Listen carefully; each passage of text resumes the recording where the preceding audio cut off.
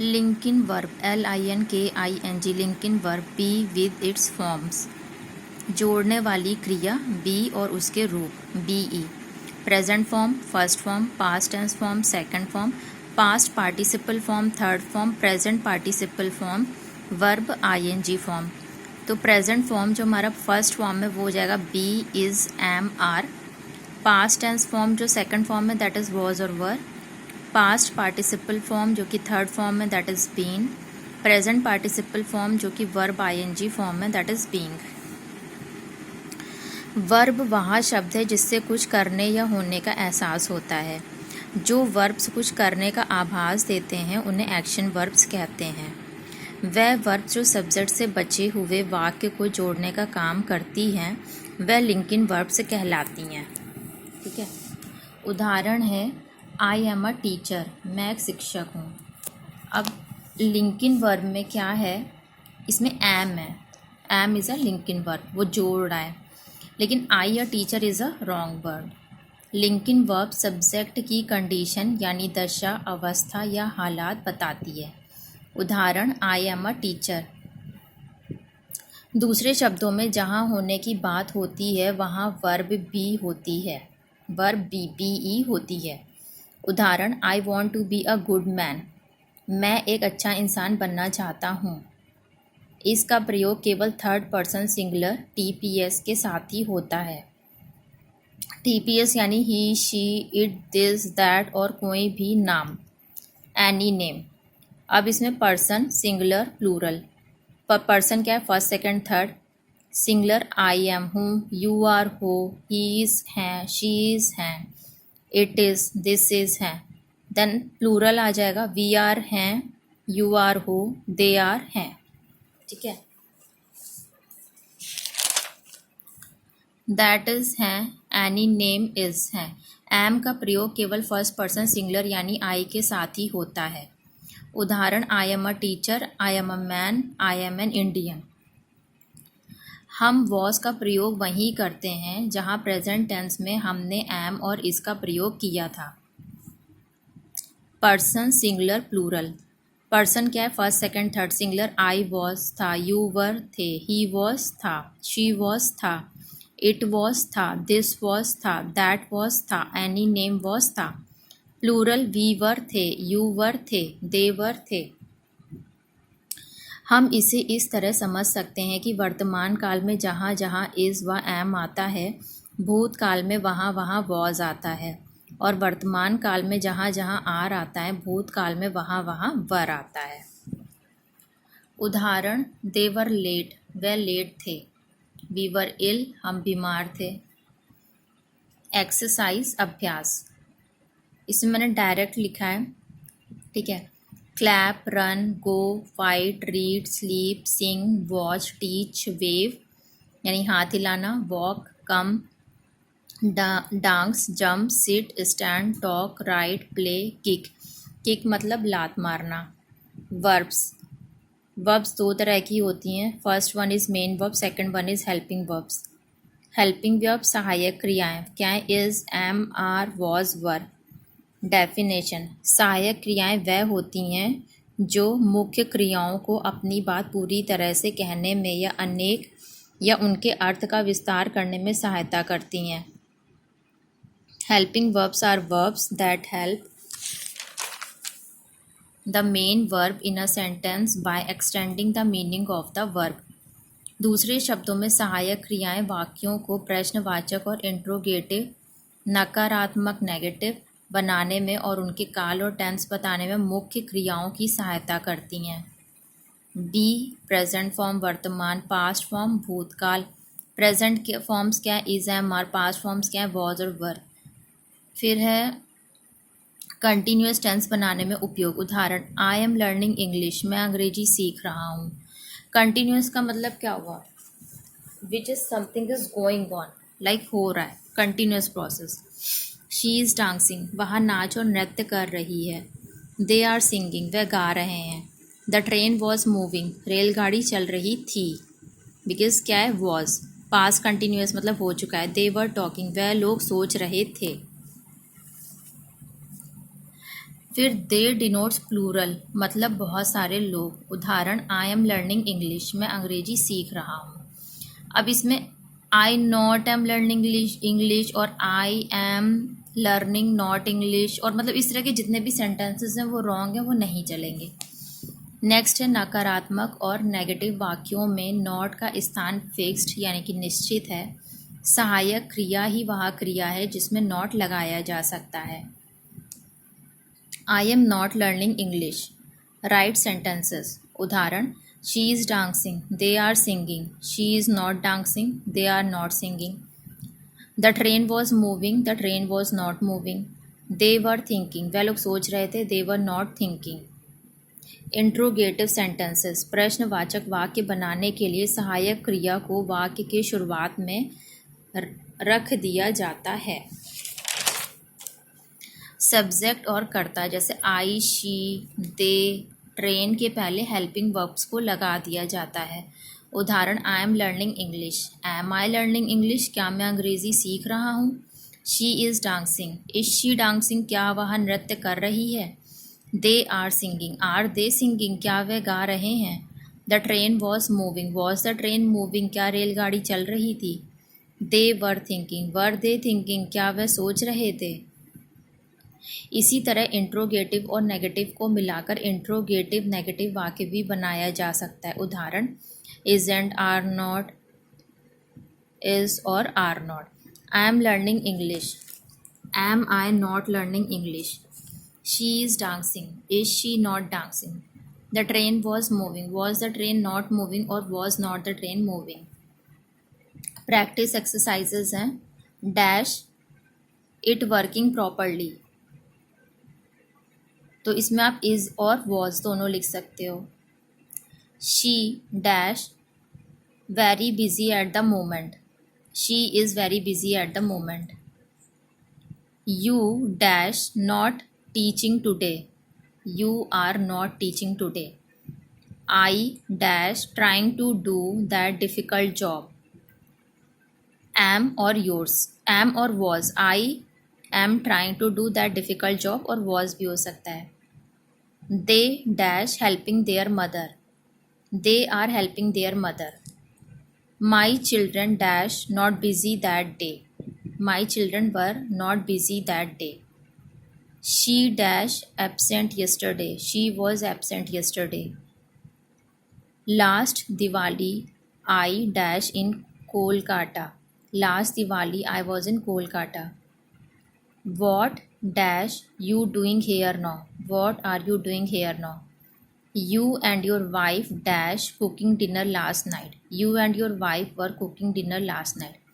Helping और auxiliary verbs, सहायक क्रियाएं, have और has और had एक्सेट्रा।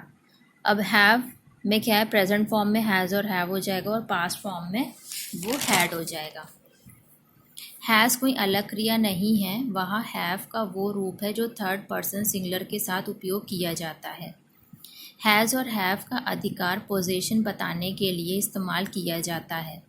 जिन जिन चीज़ों पर आपका अधिकार या हक है उनके साथ इनका प्रयोग कर सकते हैं। पोजीशन, हक बताना और अधिकार बताना। उदाहरण आई हैव अ पेन, मेरे पास एक पेन है। आई हैव अ जैकेट, मेरे पास एक जैकेट है और मेरी एक जैकेट है। आई हैव अ मदर, मेरी एक माँ है। थर्ड पर्सन सिंगुलर के साथ हैव के बजाय हैज़ का प्रयोग किया जाता है। उदाहरण he has a pen, he has a jacket, she has a mother.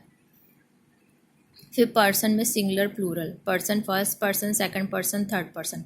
Singular I have, you have, he, she, it, this, that, any name. Plural we have, you have, they have. अभी इनके साथ क्या है कि I have, आई और you के साथ have लगे, ही, शी, इट, दिस, दैट और एनी नेम के साथ क्या लगेगा, हैज़। उदाहरण he has a big house, उसका एक बहुत बड़ा मकान और घर है। पास्ट टेंस में किसी भी पर्सन के साथ पोजीशन और अधिकार बताने के लिए हैड का प्रयोग किया जाता है। Person singular plural, first second third person तीन ही पर्सन होते हैं, ठीक है। सिंगुलर में क्या हो जाएगा, I had, you had, he, she, it, this, that, any name के साथ हैड। प्लूरल में वी, यू, दे के साथ हैड। उदाहरण उसके पास एक कलम और पेन थी, ही हैड अ पेन। मेरे पास एक पेन था, आई हैड अ पेन। अब उसके माता पिता नहीं रहे, he had very nice parents but now they are no more, और now he has no parents. दो तरह से हम इस सेंटेंस को बोल सकते हैं। जब हैव, हैज़, हैड सहायक क्रियाओं की तरह उपयोग होती हैं तो वह परफेक्ट टेंसेस बनाने में मदद करती हैं। यह बताने के लिए कि कोई काम कंप्लीट हो चुका है या हो चुका था, हम हैव, हैज़, हैड का प्रयोग वर्ब की थर्ड फॉर्म के साथ करते हैं। Have, has, had plus verb third form. उदाहरण, he has done your work, वह आपका काम कर चुका है। He has written a letter, वह एक पत्र लिख चुका है और उसने एक पत्र लिख लिया है। I have also written a letter, मैं भी एक पत्र लिख चुका हूँ। You have written a letter, आप एक पत्र लिख चुके हैं। We have written a letter, हम एक पत्र लिख चुके हैं। फिर 73 पेज नंबर पे first second third form, write, wrote, written, do, did, done. यदि किसी भी क्रिया का थर्ड फॉर्म हैव, हैज़ के बाद किया जाता है तो वर्तमान का परफेक्ट टेंस बन जाता है, उसे हम प्रेजेंट परफेक्ट टेंस कहते हैं। पास्ट परफेक्ट टेंस में सहायक क्रिया हैड के बाद क्रिया का थर्ड फॉर्म का प्रयोग किया जाता है। उदाहरण, वे पहले ही काम समाप्त कर चुके थे। दे had already finished the work. My mother has prepared food, मेरी माँ भोजन तैयार कर चुकी थी। मेरी माँ पहले ही भोजन तैयार कर चुकी थी। My mother had already prepared the food. नकारात्मक और नेगेटिव वाक्य सहायक क्रिया हैव, हैज़, हैड के बाद नॉट लगाकर बनाते हैं। Present perfect tense, I have written a letter, I have not written a letter, मतलब हैवेंट, मैंने एक पत्र नहीं लिखा है। I haven't written a letter. Past perfect tense, they had written a letter, वे पत्र लिख चुके थे। दे हैडंट और had not written a letter, वे एक पत्र नहीं लिख चुके थे। प्रश्नवाचक और इंट्रोगेटिव वाक्य बनाते समय सहायक क्रिया को वाक्य की शुरुआत में यानी कर्ता सब्जेक्ट के पहले प्रयोग में लाते हैं। Present perfect tense, I have written a letter, have I written a letter. Interrogative, क्या मैं एक पत्र लिख चुका हूँ। फिर past perfect tense, they had already written a letter, वे पहले ही पत्र लिख चुके थे। Interrogative, had they already written a letter, क्या वे पहले से ही पत्र लिख चुके थे। For example, he has done my work, वह मेरा काम कर चुका है। Has he done my work, क्या वह मेरा काम कर चुका है, क्या उसने मेरा काम कर लिया है। प्रैक्टिस एक्सरसाइज है। In my family I dash 5 members at present, earlier I had 6 members. In my family, I have 5 members at present. Earlier, I had 6 members. You dash no interest in maths. You have or had no interest in maths. She dash 3 cars earlier, but now she has only 2. She had 3 cars earlier, but now she has only 2. Those people have a lot of money, but their neighbor Mr. Das dash no money. Those people have a lot of money, but their neighbor Mr. Das has no money. Your son dash a beautiful wife. Your son has had a beautiful wife. My cousins dash a big shop. My cousins have or had a big shop. They had a big house to live in before they came to India in 1950. They had a big house to live in before they came to India in 1950. She dash written 3 books. She has written 3 books. When I was in Tokyo, I dash a car. When I was in Tokyo, I had a car. They dash already finished cooking by the time you came. They had already finished cooking by the time you came. अब helping verbs क्या हैं? Do, does, did. तो do का जो present form है that is do और does, और past form that is did. तो डू मेन वर्ब हो गया करना, और डू हेल्पिंग वर्ब भी हो गया, करना से कोई संबंध नहीं है। फॉर एग्जाम्पल, उदाहरण, आई नो यू, मैं आपको जानता हूँ। आई नो इंग्लिश, मैं अंग्रेज़ी जानता हूँ। इसमें मैंने कुछ रॉन्ग सेंटेंसेस लिखे हुए हैं, like I not know you, I know not you, और I know you not. So these are all wrong sentences, they have no pillars. I don't know you, मैं तुम्हें नहीं जानता। नकारात्मक और नेगेटिव वाक्य बनाने में नॉट का स्थान फिक्स्ड और निश्चित है। सहायक क्रिया ही वह क्रिया है जिसमें नॉट लगाया जा सकता है। यहाँ पर सहायक क्रिया है डू, और डू में नॉट लगाकर नेगेटिव बना सकते हैं। आई डोंट नो इंग्लिश, मैं अंग्रेज़ी नहीं जानता हूँ। Simple present tense. Simple present tense के ता है, ती है, ते हैं वाले वाक्यों में चूंकि कोई सहायक क्रिया नहीं होती है, इसलिए इनको नकारात्मक और नेगेटिव वाक्य बनाने के लिए हेल्पिंग वर्ब डू में नॉट लगाते हैं। इन्हें प्रश्नवाचक और इंट्रोगेटिव बनाने के लिए सहायक क्रिया डू को वाक्य के प्रारंभ में यानी कर्ता और सब्जेक्ट के पहले रखते हैं। उदाहरण, I know English. Do I know English, क्या मैं अंग्रेज़ी जानता हूँ। आई, वी, यू, दे आदि सबके साथ डू का प्रयोग होता है, परंतु थर्ड पर्सन सिंगुलर के साथ डज लगाते हैं। उदाहरण, ही ईट्स मैंगोज़, वह आम खाता है। Negative, he doesn't eat mangoes, वह आम नहीं खाता है। थर्ड पर्सन सिंगुलर वाले वाक्यों को नकारात्मक या प्रश्नवाचक में बदलते समय डज का प्रयोग किया जाता है और वर्ब के फर्स्ट फॉर्म में से एस या ईएस को हटा दिया जाता है। आई, वी, यू, दे आदि सबके साथ डू का प्रयोग होता है, परंतु थर्ड पर्सन सिंगुलर के साथ डज लगाते हैं। उदाहरण, वी वेस्ट टाइम, हम समय बर्बाद करते हैं। वी डोंट वेस्ट टाइम, हम समय बर्बाद नहीं करते। डू वी वेस्ट टाइम, क्या हम समय बर्बाद करते हैं। पास्ट टेंस वाले वाक्यों का नेगेटिव बनाते समय डू और डज का प्रयोग नहीं होता है, डिड का प्रयोग होता है। सभी पर्सन्स यानी फर्स्ट पर्सन, सेकंड पर्सन और थर्ड पर्सन सिंगुलर या प्लूरल सभी के नेगेटिव वाक्य बनाते समय डिड नॉट का प्रयोग होता है, ना कि डोंट का या डजंट का। उदाहरण, यू हेल्प्ड हर, आपने उसकी मदद की। यू डिडंट हेल्प हर, आपने उसकी मदद नहीं की। डिड यू हेल्प हर, क्या आपने उसकी मदद की। माई मदर नोज़ यू, मेरी माँ आपको जानती है। My mother knows you but my mother doesn't know your wife, मेरी माँ तुम्हें जानती है परंतु मेरी माँ तुम्हारी पत्नी को नहीं जानती है। Interrogative, does my mother know your wife, क्या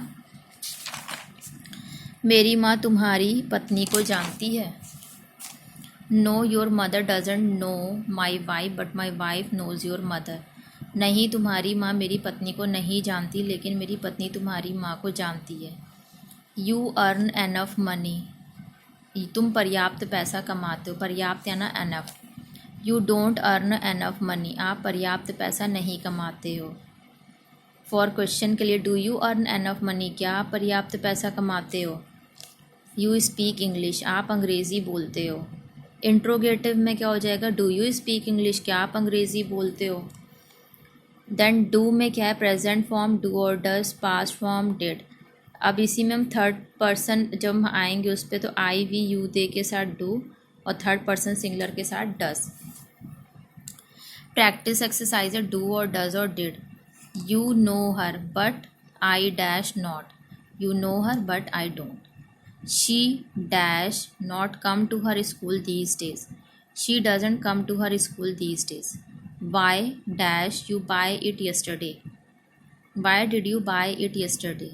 You helped your mother this morning, but I dash not help anyone।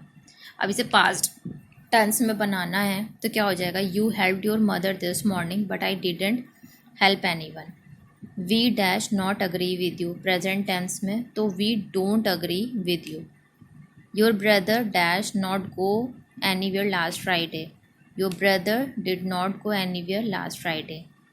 One of my friends dash not wear shoes, one of my friends doesn't wear shoes। Dash you work in this laboratory nowadays, do you work in this laboratory nowadays। Last night I called you but you dash not receive my call, last night I called you but you didn't receive my call। Roop Singh broke the record but his wife dash not, Roop Singh broke the record but his wife didn't। Okay तो